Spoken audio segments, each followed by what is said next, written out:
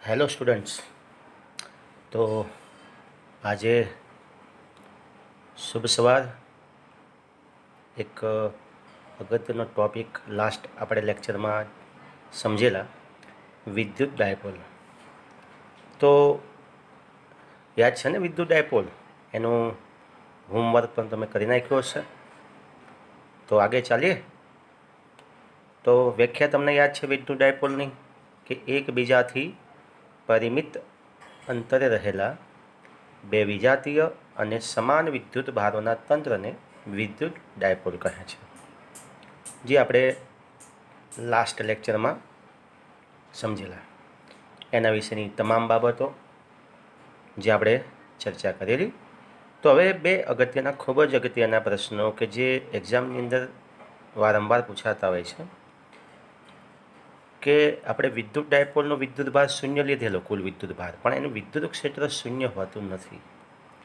તો આ બાબતને સમજવા માટે વિદ્યુત ડાયપોલની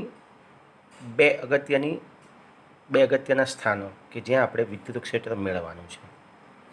એક તો ડાયપોલનો અક્ષ, અને બીજી બાબત છે ડાયપોલનું વિષુવ ક્ષેત્ર. તો અક્ષ કોને કહેવાય અને વિષુવ રેખા કોને કહેવાય? આ બંને બાબતો આપણા માટે ખૂબ જ નવી છે. તો એને સમજીએ આપણે કે ભાઈ અક્ષ રેખા કોને કહેવામાં આવે છે અને વિષુવ રેખા કોને કહેવામાં આવે. તો આપણે એક આકૃતિમાં સમજી લઈએ કે તમારી સામે આ ડાયપોલ છે. ઓકે, માઇનસ ક્યુ અને આ છે પ્લસ ક્યુ. યાદ આવ્યા? બે સમાન મૂલ્યના અને વિજાતીય, તો ડાયપોલ થઈ ગયું. આ બંનેને જોડતી રેખા છે. આ ડાયપોલનું મધ્ય બિંદુ આપણે ઓ લઈ લઈએ. તો ડાયપોલનો અક્ષ કોને કહેવાય? તો આ બંને ડાયપોલ જે રેખા પર આવેલા હોય અથવા જે અક્ષ પર આવેલા હોય એને ડાયપોલની અક્ષ કહેવામાં આવે છે. ખ્યાલ આવી ગયો? તો આ જે અક્ષ છે એના પર આ બંને ડાયપોલ આવેલા છે, તો એને ડાયપોલની અક્ષ રેખા કહેવામાં આવે છે. ખ્યાલ આવી ગયો? હવે વિષુવ રેખા કોને કહેવામાં આવે? તો આ થઈ ગઈ આપણા માટે અક્ષ રેખા. ઓકે, હવે વિષુવ રેખા કોને કહેવામાં આવે? તો કે ભાઈ ડાયપોલને જોડતી રેખા જે છે એના લંબ દ્વિભાજકને, મતલબ કે તમે જોઈ શકો છો કે એના કેન્દ્રમાંથી પસાર થતી જે અક્ષ છે આને શું કહેવાય? તો કે ડાયપોલની વિષુવ રેખા. સમજમાં આવ્યા? તો ડાયપોલના બંને ધ્રુવો એક જ સાથે જે રેખા પર આવેલા હોય એને એની અક્ષ રેખા કહેવાય, અને ડાયપોલના મધ્ય બિંદુમાંથી પસાર થતી અને ડાયપોલના અક્ષને લંબ હોય તેવી રેખા, તમે જોઈ શકો છો ડાયપોલની અક્ષ એને પાછી લંબ છે, મધ્ય બિંદુમાંથી પસાર થાય છે, અને અક્ષ રેખા જે છે ડાયપોલની એને લંબ હોય, એને શું કહેવામાં આવે છે? તો કે ભાઈ ડાયપોલની વિષુવ રેખા કહેવામાં આવે છે. તો આ થઈ ગઈ વિષુવ રેખા અને આ થઈ ગઈ અક્ષ રેખા. તો આ બંને રેખા પર કોઈ પણ સ્થાને કોઈ બિંદુ આવેલું હોય તો આ ડાયપોલ વડે એ બિંદુ પાસે વિદ્યુત ક્ષેત્રનું મૂલ્ય અથવા એનું સૂત્ર કઈ રીતે મળે છે એ આપણે હવે આગળના બે પ્રશ્નોમાં સમજવાનું છે. બહુ જ ધ્યાનથી અને ધીરજથી આખો લેક્ચર શાંતિથી જોઈ શકો એટલો સમય લઈને તમે આ પ્રશ્નને સમજજો. ઓકે, તો રેડી છો ને? તૈયાર? તો ચલો આપણે આગળ ચાલીએ છીએ. આ પ્રશ્નને હવે ઊંડાણથી સમજીએ.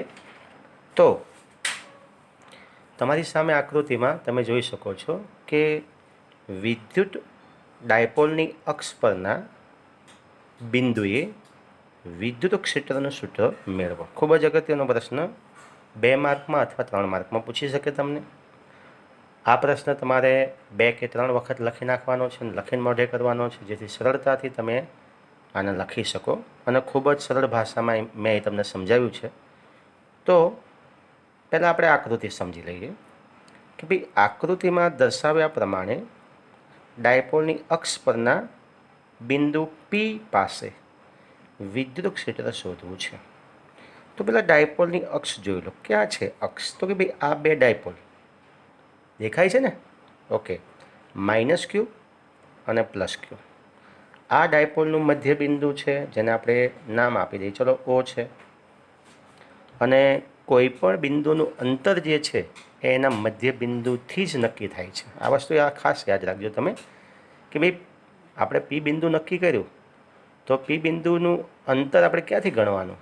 તો કે ભાઈ એના મધ્ય બિંદુથી, ડાયપોલના મધ્ય બિંદુ ઓથી. તો આકૃતિમાં દર્શાવ્યા પ્રમાણે ડાયપોલની અક્ષ પરના બિંદુ પી પાસે વિદ્યુત ક્ષેત્ર આપણે શોધવું છે. તમે જોઈ શકો અક્ષ કોને કહેવાય? તો કે ભાઈ બંને ડાયપોલને જોડતી રેખા જે છે એને શું કહેવામાં આવે છે? અક્ષ રેખા. ખ્યાલ આવી ગયો આગળની બાબતનું જે આપણે સમજ્યા કે અક્ષ રેખા કોને કહેવાય છે? તો બંને વિદ્યુત ભારોને જોડતી રેખા એટલે ડાયપોલની અક્ષ રેખા. ઓકે, સમજ में आया? પી બિંદુ ક્યાં છે? તો કે ડાયપોલના અક્ષ ઉપર. આગળ ચાલીએ. કેટલા અંતરે છે? તો ડાયપોલનું જે મધ્ય બિંદુ છે ત્યાંથી આર અંતરે પી બિંદુ છે. કેટલા અંતરે છે? તો કે આર અંતરે. તો હવે જ્યારે આપણે ડાયપોલના અક્ષ પરના કોઈ પણ બિંદુ પાસે વિદ્યુત ક્ષેત્ર મેળવવું હોય તો વિદ્યુત ક્ષેત્ર માટે હંમેશા વિદ્યુત ક્ષેત્ર કોનું હોય છે? તો કે વિદ્યુત ભારથી ઉદ્ભવતું વિદ્યુત ક્ષેત્ર. તો અહીંયા આપણી પાસે બે વિદ્યુત ભારો છે, માઇનસ ક્યુ છે અને પ્લસ ક્યુ છે. તો પહેલાં નક્કી કરવું પડે કે ભાઈ બંને વિદ્યુત ભારોથી પી બિંદુનું અંતર કેટલું? મધ્ય બિંદુથી અંતર ખ્યાલ છે આપણને, કેટલું અંતર છે? આર. પણ માઇનસ ક્યુથી અને પ્લસ ક્યુથી આ પી બિંદુ કેટલું દૂર છે? થોડું વિચારો. તમને ખ્યાલ છે બે વિદ્યુત ભારો વચ્ચેનું અંતર કેટલું છે? તો કે 2a છે. મતલબ કે આ જે કેન્દ્ર છે ત્યાંથી માઇનસ ક્યુ એ જેટલા અંતરે અને પ્લસ ક્યુ એ જેટલા અંતરે. ઓકે, હવે આ જે મધ્ય બિંદુ છે ત્યાંથી આર અંતરે પી બિંદુ છે. તો આપણે પહેલાં વાત કરીએ કે પ્લસ ક્યુ વિદ્યુત ભારથી પી બિંદુ કેટલા અંતરે છે તમે જોઈ શકો છો. એટલે અહીંથી આપણે આ અંતર લેવાનું છે, અહીંથી આ અંતર. તો કેટલું થશે અંતર? થોડું વિચારો, ગાણિતિક રીતે વિચારો. આ અંતર કેટલું હશે? આખું અહીંથી આ અંતર કેટલું છે? તો કે આર છે. અહીંથી આ અંતર કેટલું? તો કે એ છે. તો પછી આ અંતર કેટલું થાય? ખ્યાલ આવી ગયો? આર માઇનસ એ જેટલું. સમજ में आया કે નહીં આયા? આખું અંતર કેટલું? આર. એમાંથી તમે આ અંતર કેટલું છે? તો કે એ બાદ કરી નાખો તો વધે શું? તો કે ભાઈ આ અંતર વચ્ચે આ અંતર કેટલું હશે? તો કે આર માઇનસ એ જેટલું. રેડી? ઓકે. તો હવે માઇનસ ક્યુથી કેટલું અંતર થાય? અહીંથી આ અંતર. अब तो समझ में आया ना क्या? તો અહીંથી આ અંતર કેટલું છે? તો કે આર. અને અહીંથી આ અંતર કેટલું? તો કે ભાઈ એ છે. તો કુલ અંતર કેટલું થાય? આર પ્લસ એ. એટલે આ શું થાય? આર પ્લસ એ. માઇનસ ક્યુથી કેટલું અંતર થયું? આર પ્લસ એ જેટલું. આટલી સમજણ પડી ગઈ? ક્લિયર? ઓકે. તો હવે આપણે બંને વિદ્યુત ભારોથી પી બિંદુ પાસે જે વિદ્યુત ક્ષેત્ર છે એની દિશા જોઈ લઈએ. તો આ માઇનસ ક્યુ છે એના વડે પી બિંદુ પાસે વિદ્યુત ક્ષેત્ર તમે જોઈ શકો છો. માઇનસ ક્યુથી વિદ્યુત ક્ષેત્ર હંમેશા દૂર જતી દિશામાં હોય છે. એટલે પી બિંદુ પાસે માઇનસ પ્લસ ક્યુ જે છે, પ્લસ ક્યુથી ઉદ્ભવતું વિદ્યુત ક્ષેત્ર કઈ દિશામાં હોય છે? તો કે ભાઈ દૂર જતી દિશામાં. તો પી બિંદુ પાસે પ્લસ ક્યુનું વિદ્યુત ક્ષેત્ર તમે જોઈ શકો છો આ દિશામાં એ પ્લસ જેટલું હશે, જે આપણે પ્લસ ક્યુ છે મતલબ પ્લસ લખ્યું છે અહીંયા. એ રીતે માઇનસ ક્યુ વિદ્યુત ભાર જે છે એના વડે પી બિંદુ પાસેનું વિદ્યુત ક્ષેત્ર. તો તમને ખ્યાલ છે માઇનસ વિદ્યુત ભાર હોય તો એનું વિદ્યુત ક્ષેત્ર હંમેશા વિદ્યુત ભાર તરફની દિશામાં, એટલે આ અક્ષ ઉપર આ દિશામાં તમને એનું વિદ્યુત ક્ષેત્ર મળશે. કોનું? માઇનસ ક્યુનું, એટલે કે ઈ માઇનસ સદિશ. ખ્યાલ આવી ગયો? આ બંને તમને એમ થાય તો કે શૂન્ય થઈ ગયું ને અહીંયા પી બિંદુ પાસેનું વિદ્યુત ક્ષેત્ર શૂન્ય થઈ જાય કે ના થઈ જાય? તો કે ના થાય. કેમ? તો વિદ્યુત ક્ષેત્ર એ અંતર પર આધારિત છે. તમે જોઈ શકો છો બંને વિદ્યુત ભાર પી બિંદુથી સમાન અંતરે નથી. માટે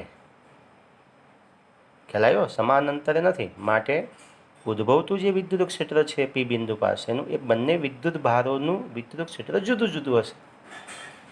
ચલો કોનું વધુ હશે કહી દો મને. ચલો બોલો કોનું વધુ હશે? તો કે માઇનસ ક્યુ પી બિંદુથી નજીક છે, એટલે પ્લસ ક્યુ પી બિંદુથી નજીક છે માટે એનું વિદ્યુત ક્ષેત્ર વધુ. માઇનસ ક્યુ પી બિંદુથી ખૂબ જ દૂર છે માટે એનું વિદ્યુત ક્ષેત્ર પી પ્લસ ક્યુ કરતાં ઓછું હશે. રેડી? માટે આ બંને પરસ્પર વિરુદ્ધ હોવા છતાં એનું પરિણામી વિદ્યુત ક્ષેત્ર શૂન્ય થતું નથી. એ વધારે છે, એ પ્લસ વધારે છે અને એ માઇનસ ઓછું છે. ઓકે, તો આપણે થિયરીમાં આગળ વધીએ થોડા. હવે આકૃતિ બિલકુલ સમજી ગઈ ને? સમજમાં આવે ને? કોઈ મુશ્કેલી નહીં ને? તો વિદ્યુત બિંદુવત વિદ્યુત ભારના વિદ્યુત ક્ષેત્રનું સૂત્ર શું હતું? યાદ છે? બહુ શોર્ટ, કે વાળું, કે ક્યુ અપોન આર સ્ક્વેર. સમજમાં આવ્યા? સૂત્ર શું હતું? તો બસ એ જ સૂત્રને આપણે અહીં એપ્લાય કરવાનું છે. અંતર તો ખ્યાલ આવી ગયો કે ભાઈ પ્લસ ક્યુ વિદ્યુત ભારથી બિંદુ પી બિંદુનું અંતર આર માઇનસ એ જેટલા અંતરે અને માઇનસ ક્યુ વિદ્યુત ભારથી પી બિંદુનું અંતર આર પ્લસ એ જેટલા અંતરે. ચલો આગળ. તો હવે બિંદુ પી પાસે પ્લસ ક્યુ વિદ્યુત ભારનું વિદ્યુત ક્ષેત્ર પ્લસ ક્યુનું છે એટલે ઈ પ્લસ, જે આપણે ઉપર દર્શાવેલું છે આકૃતિમાં. તો 1/4πε0 લીધું છે, એટલે કેની જગ્યાએ આપણે 1/4πε0 એપ્લાય કર્યા છે. એટલે Q/4πε0 અંતર કેટલું છે? તો કે ભાઈ પ્લસ ક્યુથી આર માઇનસ એ જેટલા અંતરે. તો આ થયું વિદ્યુત ક્ષેત્ર. ઓકે, ખ્યાલ આવ્યો? બિંદુ પી પાસે પ્લસ ક્યુ વિદ્યુત ભારનું વિદ્યુત ક્ષેત્ર E plus is equal to Q/4πε0 R minus A square whole square P cap. આ સૂત્ર તમે આ રીતે પણ લખી શકો છો કે Q/r minus A whole square P cap. આકૃતિ મુજબ અહીંયા આ ઈની દિશા કઈ છે? તો કે જમણી તરફ છે. આકૃતિને તમે કઈ રીતે દોરો છો એના પર નક્કી થશે. તમે ત્યાં જોઈ શકો છો કઈ દિશામાં છે એ પ્લસ, તો કે જમણી બાજુ છે, એટલા માટે આપણે અહીંયા જમણી બાજુ લખ્યું છે. રેડી? ચલો, એ રીતે જ્યાં પી કેપ એ શું છે? તો ભાઈ ડાયપોલની અક્ષ પરનો એકમ સદિશ, જે દિશામાં હોય એ દિશામાંનો એકમ સદિશ. રેડી? ચલો, હવે બિંદુ પી પાસે માઇનસ ક્યુ વિદ્યુત ભારનું વિદ્યુત ક્ષેત્ર કેવું છે? તો ઉપર મુજબ જે સમીકરણ છે એમાં માઇનસ ક્યુ છે એટલે માઇનસ ક્યુ બરાબર Q/4πε0 R plus A whole square P cap. કઈ બાજુ છે? ડાબી તરફ છે. અહીંયા બંને પરસ્પર વિરુદ્ધ દિશામાં છે માટે અહીંયા માઇનસ દર્શાવવું અનિવાર્ય છે. સમજી લેજો ખાસ. ઓકે, તો અહીં તમે જોઈ શકો છો કે ભાઈ આ જમણી બાજુ છે, આ ડાબી બાજુ છે અને પી બિંદુનું આપણે વિદ્યુત ક્ષેત્ર પરિણામી શોધવું છે. તો હવે પી બિંદુ પાસેનું કુલ વિદ્યુત ક્ષેત્ર કેટલું? તો બસ અહીંયા આપણે સાદું રૂપ આપવાનું છે કે ભાઈ પી બિંદુ પાસેનું કુલ વિદ્યુત ક્ષેત્ર જો ઈ હોય તો શું થાય? તો આપણો સંપાતપણાનો જે સિદ્ધાંત છે એ મુજબ બંને વિદ્યુત ક્ષેત્ર જે છે એનો સરવાળો થાય. સમજમાં આવ્યા? ઓકે, તો ઈ સદિશ is equal two E plus સદિશ પ્લસ ઈ માઇનસ સદિશ. ઓકે, ચલો તમે જોઈ શકો છો કે બંને જે સૂત્ર છે એમાં Q/4πε0 કોમન છે. આપણે અગાઉથી કોમન કાઢી નાખીએ છીએ. ચલો, ઈ પ્લસ માટે શું છે? તો કે Q/4πε0 આપણે કોમન કાઢી નાખ્યા તો ક્યાં બાદ મેં ક્યાં હોય? તો કે 1/r minus A whole square minus આ માઇનસ કેમ છે? તો કે ભાઈ આ માઇનસ છે માટે માઇનસ, બાકી અહીં તો બંનેનો સરવાળો જ થાય છે, બેઝિક સરવાળો થાય છે. બેઝિક સરવાળો એટલે નિશાની સાથે આવે છે, એટલે અહીંયા નિશાની માઇનસ છે માટે અહીંયા માઇનસ છે. શું વધ્યું અહીંયા? 1/r plus A whole square P cap. Okay, यहाँ तक बिल्कुल समझन पड़ी? તો હવે સાદુરૂપ આપી દઈએ આ સૂત્રનું આપણે, એટલે આપણને ડાયપોલના અક્ષ પરનું વિદ્યુત ક્ષેત્ર માટેનું સૂત્ર મળી જશે.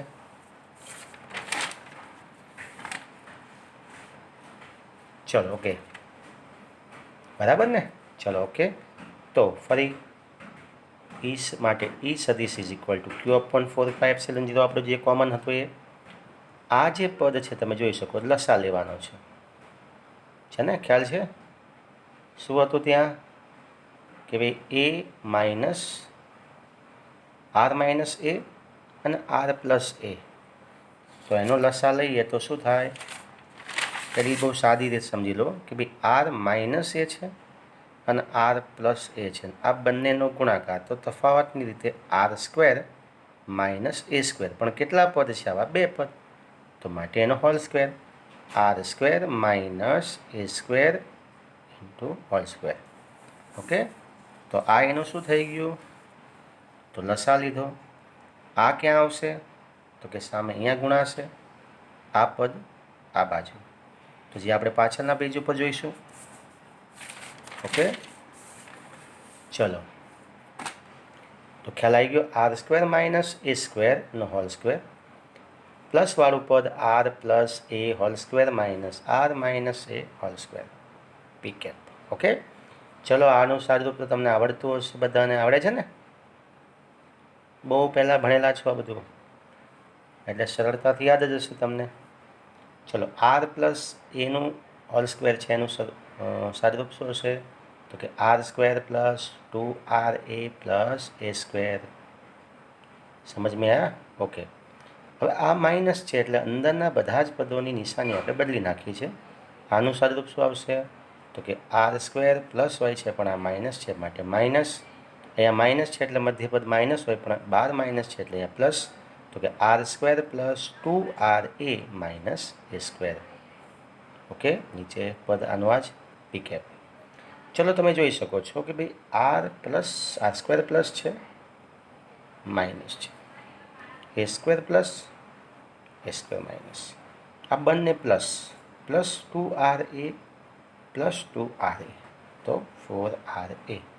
समझ में आया? Q upon 4πε0 into 4RA upon R square minus A square whole square P cap.